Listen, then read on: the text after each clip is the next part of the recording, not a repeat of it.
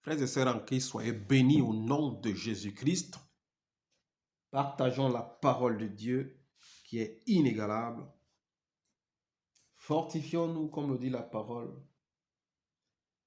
Remplissons-nous par sa puissance, sa nourriture qui nous donne la force.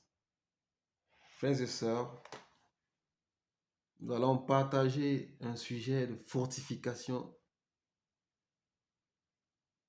un sujet qui nous remplisse de la gloire de Dieu. Nous allons voir les choses qui rendent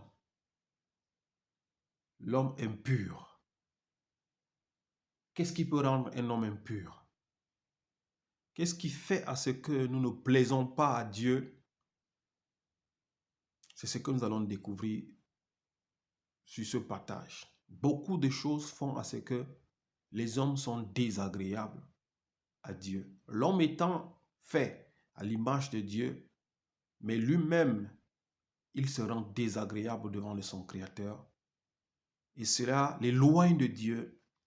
Et cela l'éloigne de vivre la parole de Dieu. Cela l'éloigne de vivre la puissance et la magnificence de Dieu. C'est des choses qui nous rendent impurs, auxquelles Dieu ne prend pas plaisir. Et cela empêche beaucoup de choses dans nos vies. C'est ce que nous allons voir ce matin. Les choses qui nous rendent impurs. Parce que nous prenons soin à nous laver, nous prenons soin à nous vêtir, nous prenons soin nous prenons soin de nos corps, nous prenons soin de nos maisons, de nos voitures. Mais nous oublions de prendre soin de notre intérieur et de ce qui vient de nous. Parce que de nos cœurs viennent beaucoup de choses. Mais nous allons voir la différence entre des bonnes et des mauvaises choses qui peuvent venir de nous. Et nous allons voir quel genre d'arbre nous pouvions être par rapport à ce qui vient du dedans de nous.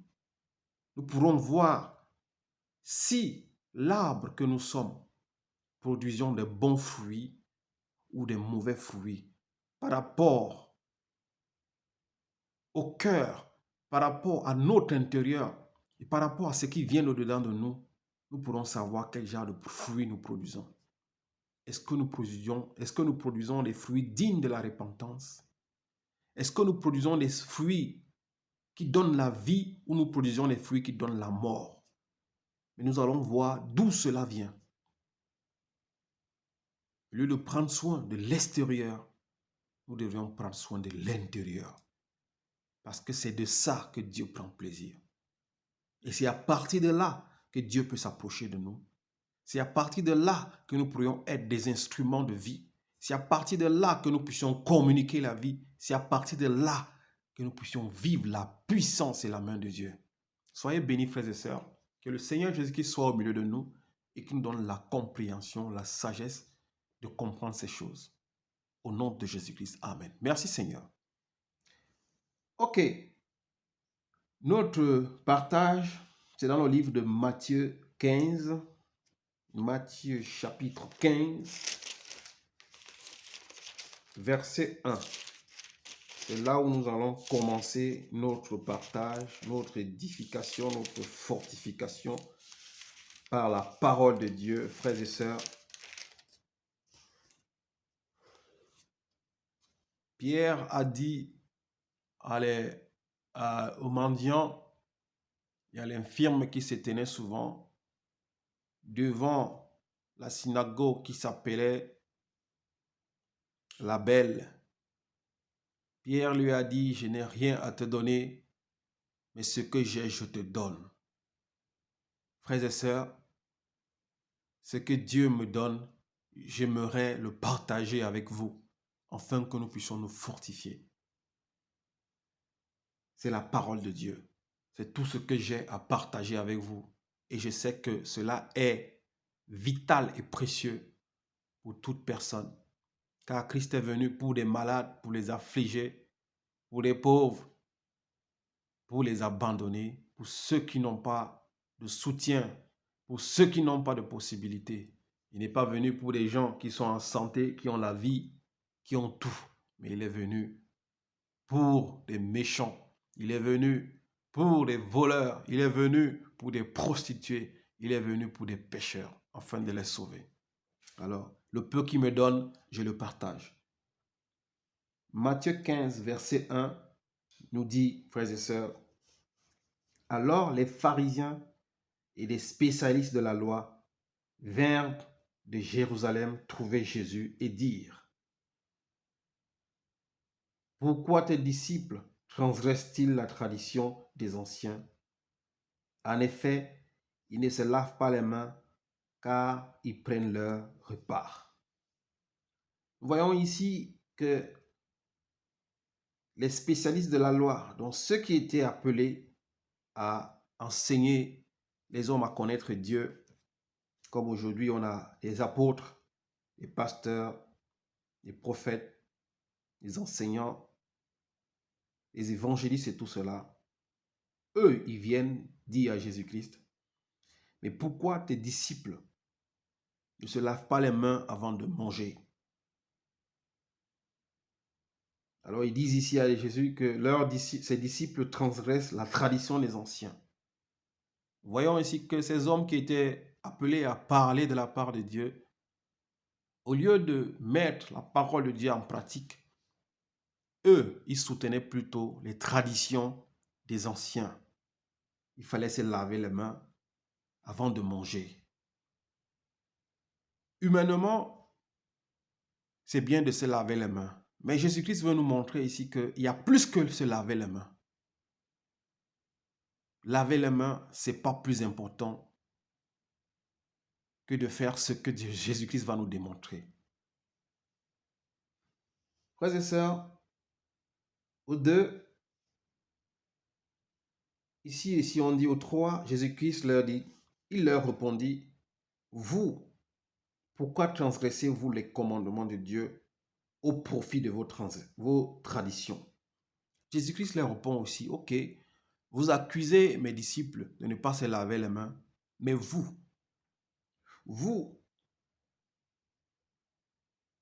transgressez les commandements de Dieu au profit de votre tradition. Ça veut dire que l'humanité, les hommes, aujourd'hui, transgressent la loi de Dieu. Mais eux, ils veulent que les hommes respectent plutôt les traditions. La tradition qui est quelque chose qui a été créé par des hommes qui ne sont que la créature de Dieu. L'homme préfère respecter la tradition que de respecter la loi de Dieu. Et pour ça, Jésus-Christ n'a pas été d'accord avec eux. Mais vous transgressez les commandements de Dieu, mais vous voulez qu'on respecte la tradition des hommes. Les traditions des hommes qui ne sont que inutiles, qui n'ont pas de valeur, qui ne peuvent pas sauver, qui ne peuvent même pas guérir. En écoutant les traditions des hommes, à l'instant, on a l'impression que c'est important, ça fait du bien.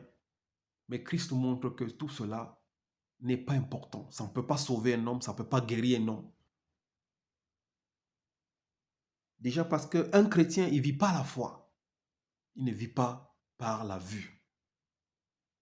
Au 4, on dit, en effet, c'est Jésus-Christ qui parle. Dieu a dit, honore ton père et ta mère, et celui qui maudira son père ou sa mère sera puni de mort. Jésus-Christ les rappelle ici, ça c'est la loi. Vous me parlez de laver les mains pour être pur avant de manger. Mais Jésus-Christ lui dit, vous transgressez la loi de Dieu. Jésus-Christ le dit ici au 4, la Bible dit, en effet, Dieu a dit, honore ton père et ta mère, et celui qui maudira son père ou sa mère sera puni de mort. Au 5, il dit, mais d'après vous, celui qui dira à son père ou à sa mère, ce dont j'aurais dû plus t'assister est une offrande à Dieu, n'est pas tenu d'honorer son père ou sa mère. Vous annulez ainsi la parole de Dieu au profit de votre tradition. Hypocrite. Jésus-Christ les rappelle ici que Jésus-Christ les rappelle ici, celui qui dira à son père que ce que j'ai à te donner pour manger, pour t'assister, pour reconnaître tout ce que tu as fait dans ma vie, je ne te le donnerai pas parce que je dois le donner en offrande à Dieu.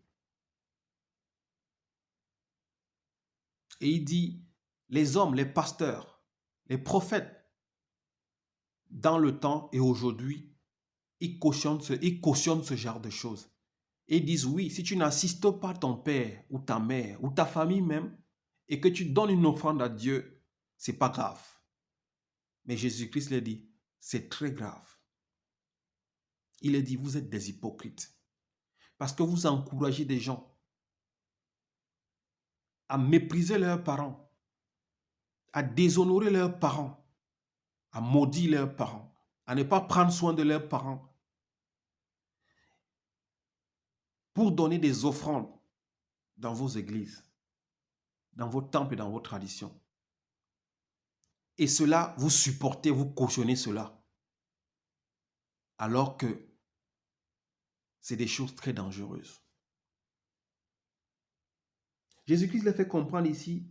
Vous acceptez que les hommes et les femmes n'assistent pas leurs parents, ne donnent pas à manger et à boire à leurs parents, mais vous donnent des offrandes, soi-disant que vous donnez à Dieu.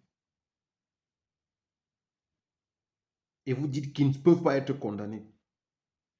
Il est dit ici, vous annulez ainsi la parole de Dieu. Parce que la parole de Dieu demande d'honorer ses parents. La parole de Dieu demande, un vrai chrétien doit prendre soin de sa famille. Mais les hommes de Dieu d'aujourd'hui disent non. Si tu ne prends pas soin de ta famille et que tu donnes des offrandes à Dieu, c'est pas grave. Dieu va comprendre. C'est pour ça que Jésus-Christ le dit ici. Hypocrite. Isaïe a bien dit, a bien prophétisé sur vous. Ce peuple prétend s'approcher de moi et m'honorer les lèvres, mais son cœur est éloigné de moi. Au 9, il dit, c'est faussement qu'il m'honore en donnant des enseignements qui sont des commandements humains. Jésus-Christ dit ici, c'est faussement que les chrétiens d'aujourd'hui l'honorent en donnant des enseignements qui ne sont que humains, au lieu de donner des enseignements et les lois qui sont de Dieu. Frères et sœurs, nous voyons dans le monde aujourd'hui des hommes, soi-disant pasteurs, prophètes, qui acceptent que les familles se déchirent, déjà en prêchant la sorcellerie, en disant aux enfants, vos parents sont des sorciers, méfiez-vous de vos parents. Vos parents sont ceci, méfiez-vous. Donne une offrande à Dieu afin que tu reçoives ceci, en éloignant ainsi les enfants de leurs parents et en éloignant les parents de leurs enfants. Au lieu de leur enseigner la vraie loi, ils éloignent plutôt les hommes de leurs parents, les enfants de leurs parents et les parents de leurs enfants. Et Jésus-Christ dit, vous préférez donner des enseignements humains aux hommes aujourd'hui, au lieu de leur donner les enseignements qui donnent la vie, qui sont de Dieu. C'est pour ça qu'il dit, ce peuple prétend s'approcher de moi et m'honore des lèvres, mais son cœur est loin de moi. Pour dire, frères et sœurs, nous cherchons à faire des choses pour plaire aux hommes et non à Dieu. L'exemple de cette parabole où ses disciples ont mangé sans laver les mains et que ces prêtres qui étaient dans le temple se sont fâchés en disant, mais ils ne se lavent pas les mains. Mais Jésus-Christ leur dit, le plus important, ce n'est pas de se laver les mains. Mais le plus important, c'est de respecter la loi, la parole de Dieu et de la mettre en pratique. Je vais quitter Matthieu 1 pour rentrer dans le vif du sujet. Nous allons dans le livre de Luc. Luc 11, verset 37. Frères et sœurs, j'espère que vous comprenez ce que je veux dire. Le plus important n'est pas de laver l'extérieur. Le plus important n'est pas de pratiquer le paraître. Le plus important n'est pas de faire plaisir aux hommes de Dieu, aux prophètes, aux apôtres, aux évêques. Mais le plus important est de pratiquer la parole de Dieu et de la mettre en pratique. Honorer nos parents, les respecter, tenir les engagements que nous avions pris envers nos parents, nos familles, respecter les autorités, purifier nos corps et nous éloigner du péché. Voilà des choses qui peuvent nous approcher de Dieu. Ce n'est pas en mangeant, en ayant un extérieur propre, visible aux yeux des hommes, que tu pourras plaire à Dieu. Luc 11, verset 37, frères et sœurs, nous dit, pendant que Jésus parlait, un pharisien l'invita dîner chez lui. Il entra et se mit à table. Il entra et se mit à table. Au 38, on dit, le pharisien vit avec étonnement qu'il ne s'était pas lavé avant le repas. Puisque c'était leur tradition, il fallait se laver avant de manger, se laver les mains. Au 39, on dit, mais le Seigneur lui dit, vous pharisiens, vous nettoyez l'extérieur de la coupe et du plat, mais l'intérieur, vous êtes plein d'avidité et de méchanceté. Jésus-Christ, lui qui savait lire les intentions du cœur, le pharisien l'invite, il s'assoit et il commence à manger. Le pharisien s'étonne que mais Jésus-Christ ne s'est pas lavé les mains. Il a commencé à manger. Il a certainement remercié Dieu. Il a commencé à manger. Et pour lui, c'était un scandale de voir que Jésus-Christ a mangé sans se laver les mains. Mais Jésus-Christ qui lisait les cœurs, la Bible déclare, il sonde les cœurs et les reins. Lui dit, mais le Seigneur lui dit, vous pharisiens, vous nettoyez l'extérieur de la coupe et du plat, mais l'intérieur, vous êtes plein d'avidité et de méchanceté. Ça, c'est l'image des hommes d'aujourd'hui. Nous voyons, la Bible est un grand mystère. Ça fait des millions et des milliers d'années que ce livre de vie a été écrit, où ces histoires existent. Et nous voyons qu'aujourd'hui, ces choses nous rattrapent. L'humanité s'applique à avoir un paraître extérieur, au lieu de s'appliquer à avoir un intérieur qui est pur, saint, rempli de vérité et de justice. C'était un scandale pour lui de manger, que Jésus-Christ mange sans se laver les mains. Et c'est un scandale aujourd'hui de voir un homme qui est de l'extérieur sale. Parce que tout le monde aujourd'hui essaie de parfaire son image. Tout est devenu... Toute personne et toute chose cherche à avoir un paraître pour montrer aux hommes que nous sommes importants. Mais Jésus-Christ le reprend ici. Mais le Seigneur lui dit, vous pharisiens, vous nettoyez l'extérieur de la coupe et du plat, mais l'intérieur, vous êtes plein d'avidité. L'humanité aujourd'hui essaye d'avoir à vue d'œil un extérieur, un paraître étincelant dans la façon de s'habiller, dans la façon de se maquiller, dans la façon de se vêtir. Les maisons sont bien loties, l'intérieur bien orné, mais les hommes ont oublié l'essentiel, qui est l'intérieur.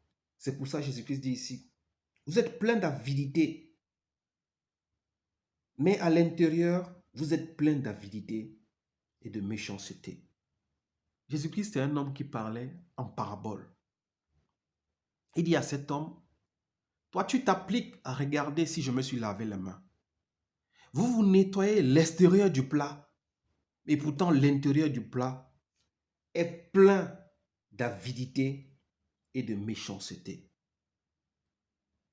Nous soyons notre image extérieure. Et pourtant notre intérieur est plein d'avidité, de mauvaises choses, d'impurité et de méchanceté. Ici au 40, il dit, homme dépourvu de bon sens. L'humanité a perdu le bon sens. Parce que le bon sens, selon Dieu qui a créé toutes choses, est d'avoir un intérieur pur, sain. C'est pour ça, même la femme, Dieu a dit que la femme ne s'orne pas trop des bijoux, des tresses, des boucles et des jolis vêtements, mais que elle ait un comportement, une beauté intérieure qui pourrait l'amener à faire changer son homme, même s'il est un incrédule. Parce qu'une femme qui a une richesse intérieure, qui est belle de cœur, peut amener son homme, même si c'est un débauché, un prostitué, un voleur, un bandit, à changer. C'est ça, la volonté de Dieu. La volonté de Dieu était que l'homme soit pur de l'intérieur, que l'homme soit vrai de l'intérieur, que l'homme pense plutôt à nettoyer son intérieur que son extérieur. Mais le monde, aujourd'hui, qui est dépourvu de bon sens, nous apprend à nettoyer plutôt l'extérieur, à avoir une vie de paraître, de montrer aux gens de l'extérieur que nous sommes bien, nous nous portons bien, et pourtant à l'intérieur, nous sommes remplis d'avidité, de méchanceté, de colère, de jalousie, d'hypocrisie, d'égoïsme et de toute autre mauvaise chose. Jésus-Christ dit ici, hommes dépourvus de bon sens. Les hommes ont perdu le bon sens. Nous nous appuyons à faire des choses pour plaire aux hommes, au lieu de faire des choses qui plaisent au Seigneur et des choses qui nous rapprochent de Dieu. Voilà pourquoi les hommes se sont éloignés de Dieu. La Bible déclare, la main de Dieu n'est pas courte pour bénir, mais c'est nos péchés qui nous éloignent de Dieu. Mon frère, ma soeur, à partir d'aujourd'hui, prends soin. Je ne te dis pas de ne pas nettoyer ta maison. Je ne te dis pas de ne pas te laver. Je ne te dis pas de ne pas t'habiller. Je ne te dis pas de ne pas bien te parfumer. Mais pense aussi à purifier ton intérieur. Pense à laver ton intérieur. Pense à sanctifier ton intérieur. Pense à clarifier ton intérieur. Parce que quand ton intérieur est pur, Dieu s'approche de toi. Cherche à être pur au-dedans de toi. Voilà des choses qui font à ce que Dieu se rapproche. Voilà des choses qui font à ce que tu demandes à Dieu, tu puisses l'avoir. Voilà des choses qui font à ce que tu sois pur, que tu sois comme un parfum de bonne odeur devant de Dieu. Alléluia.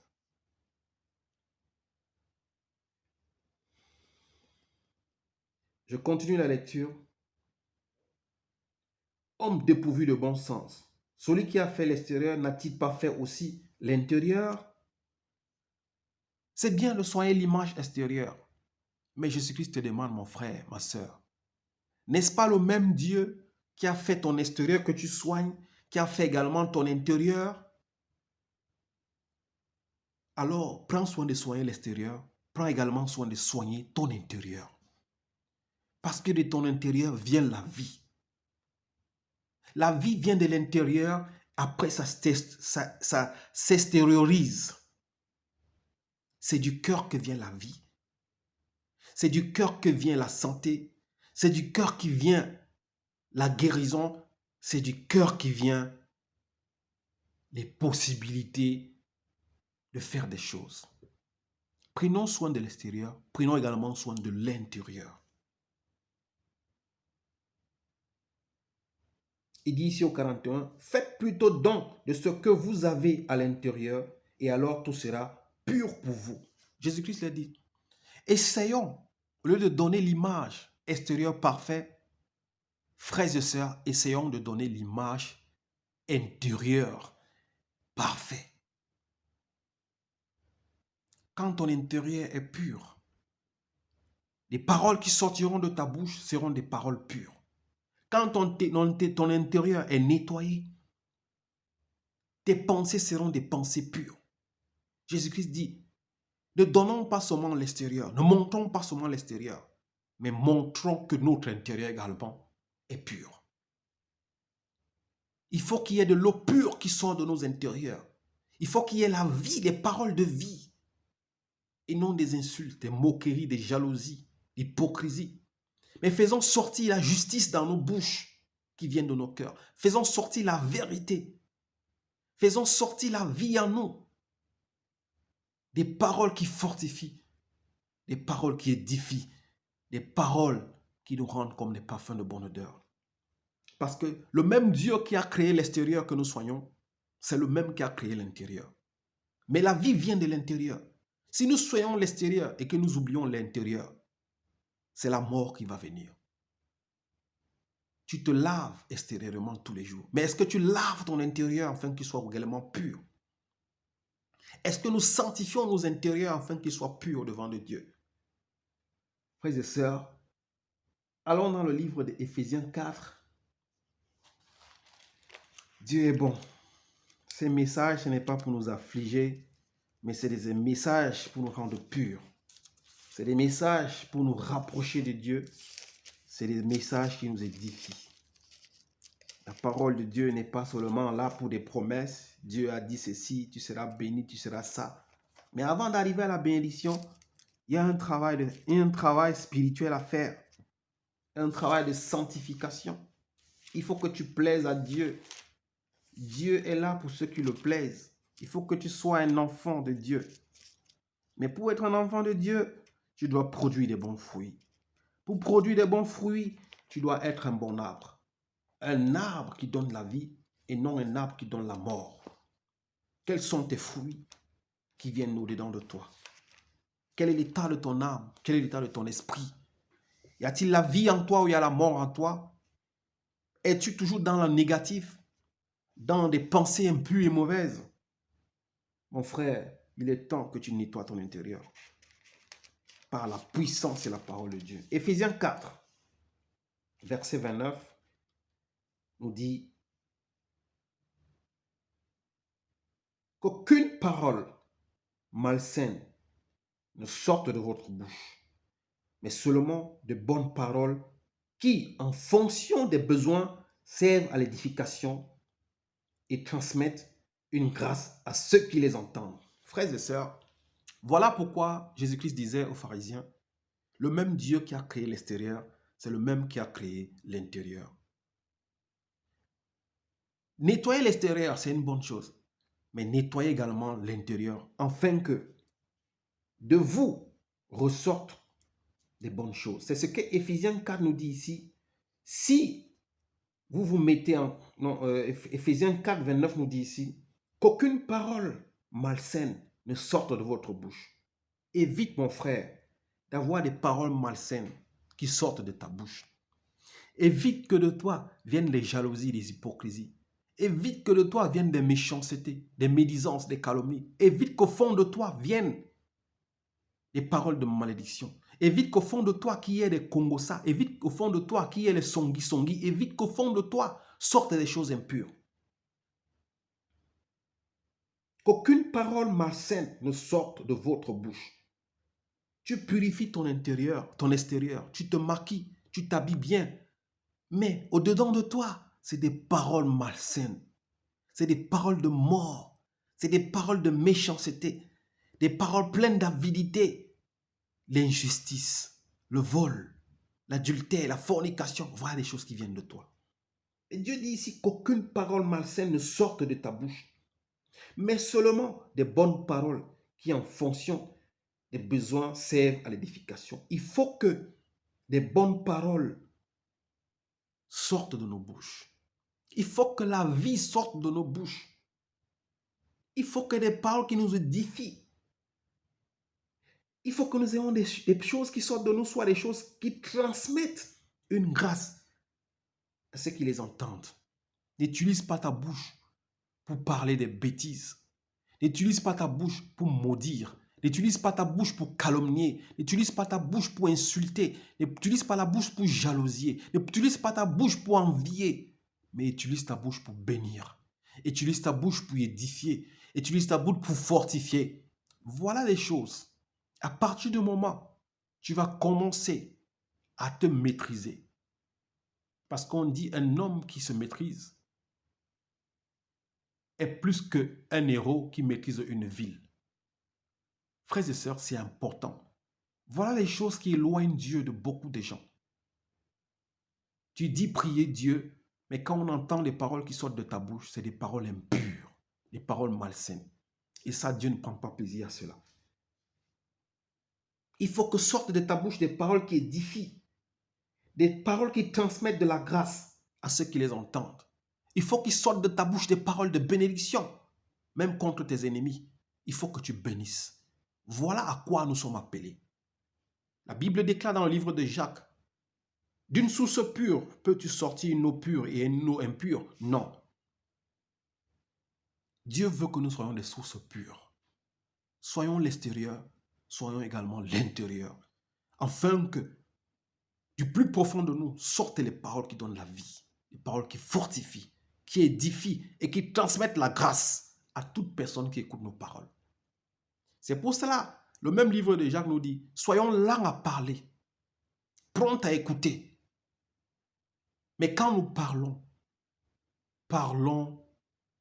il faut que ce soit des paroles qui sont bien pesées et des paroles qui sont inspirées par la puissance du Saint-Esprit.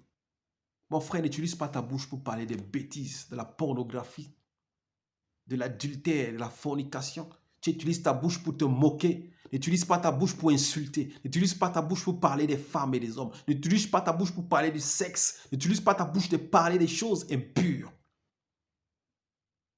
Dieu veut que tu sois un instrument utile à son œuvre. Que Dieu te bénisse. Hébreux, frères et sœurs, 12, 14. Hébreux 12, verset 14, nous dit, frères et sœurs, recherchez la paix avec tous et la sanctification, sans laquelle personne ne verra le Seigneur. Voilà les choses auxquelles Dieu nous appelle. Au lieu de chercher à avoir un extérieur qui va plaire aux hommes, Dieu nous demande, recherchez la paix avec tous et la sanctification. La sanctification commence de l'extérieur, la façon dont tu t'habilles, de l'intérieur également. Il y a des choses qui vont permettre à ce que Dieu se rapproche de toi, parce que tu es saint. Les saints, ce n'est pas ceux qui sont morts, saints ceci, saints cela. Dieu nous appelle tous les saints et il veut que nous soyons tous saints par notre comportement, par nos réactions, par ce qui sort de nous, de nos bouches et par notre façon d'être. La paix avec tout le monde. Recherchons à nous sanctifier afin que nous soyons des parfums de bonne odeur. Frères et sœurs. Finissons ce message dans le livre de Jacques 5. Frères et sœurs en Christ. Le livre de Jacques. Que Dieu soit loué pour cette parole de vie. Voilà, au lieu de passer le temps à calomnier, à médire, voilà que nous passons le temps à écouter la parole de Dieu. Voilà des choses auxquelles Dieu nous appelle. Voilà des choses auxquelles Dieu prend plaisir. Voilà des choses auxquelles Dieu se manifeste dans nos vies. Nous pourrions rester à parler, à mal parler des gens, à jalouser, mais nous partageons la parole de Dieu. Voilà des choses auxquelles Dieu prend plaisir. Jacques 5, verset 16, nous dit, « Avouez-vous donc vos fautes les uns les autres et priez les uns pour les autres, afin d'être guéris. La prière du juste agit avec une grande force. » Frères et sœurs, aujourd'hui, beaucoup de gens se disent, « Oh, Dieu n'écoute pas ma prière. Dieu ne me parle pas.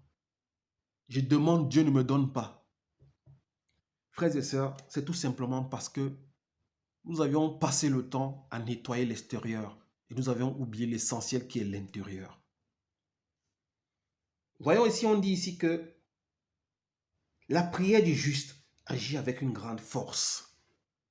Si tu es justifié de l'intérieur, si tu es purifié, sanctifié de l'intérieur, si de toi sortent des paroles de vie, des paroles qui fortifient, des paroles qui édifient, des paroles bien pesées, des paroles qui ne parlent pas du négatif, quand tu vas prier Dieu, ta prière va sortir avec force et efficacité. Si tu soignes ton intérieur, si de toi sortent les bonnes choses, si tu as une source de vie, tout ce que tu demanderas à Dieu, Et s'il sait que cela est important et nécessaire pour toi, il te le donne. Même si tu pries, on dit ici, la prière du juste agit avec une grande force. Alors, pour te justifier devant Dieu, il faut que tu fasses un travail interne. Il faut qu'au fond de toi, tu sois pur. Voilà pourquoi beaucoup de gens aujourd'hui prient. Dieu ne prend pas plaisir à leur prière. On dit la prière d'un pécheur est une abomination devant Dieu. Parce que tu es saturé du péché. Tu ne peux pas prier. Dieu ne prend pas. Quand tu pries, c'est comme une abomination. Pour Dieu, c'est comme si c'est du brouhaha dans ses oreilles. Voilà pourquoi tu dois te prier. Tu dois te sanctifier. Éloigne-toi du congossa, de la médisance, de la calomnie, de la jalousie. Éloigne-toi de toutes ces choses mauvaises.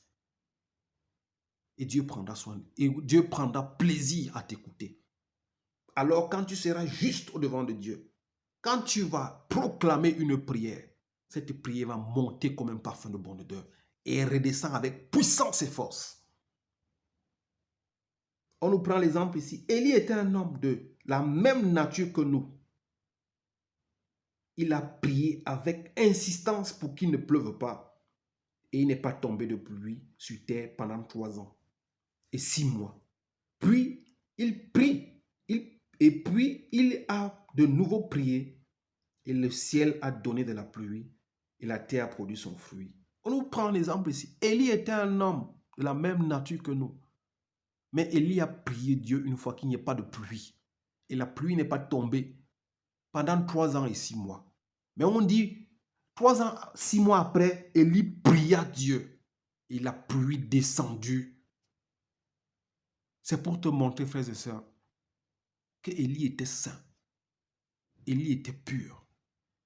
Élie ne s'asseyait pas pour mal parler des gens. Élie ne s'asseyait pas pour insulter les gens. Élie ne prenait pas plaisir aux moqueries. Élie cherchait à se sanctifier. Élie cherchait à purifier son intérieur.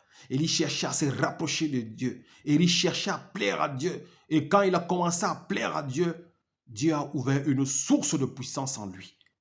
Quand il déclarait les choses, et les choses se réalisaient. Voilà à quoi Dieu nous appelle. Frères et sœurs, que Dieu vous bénisse. Et qu'il nous donne la capacité de maîtriser nos bouches, nos corps, nos âmes et nos esprits. Afin que de nous sortent des paroles qui donnent la vie, des paroles qui édifient, des paroles qui apportent de la grâce à ceux qui nous écoutent, des paroles qui apportent la vérité. Que Dieu soit loué. Merci frères et sœurs.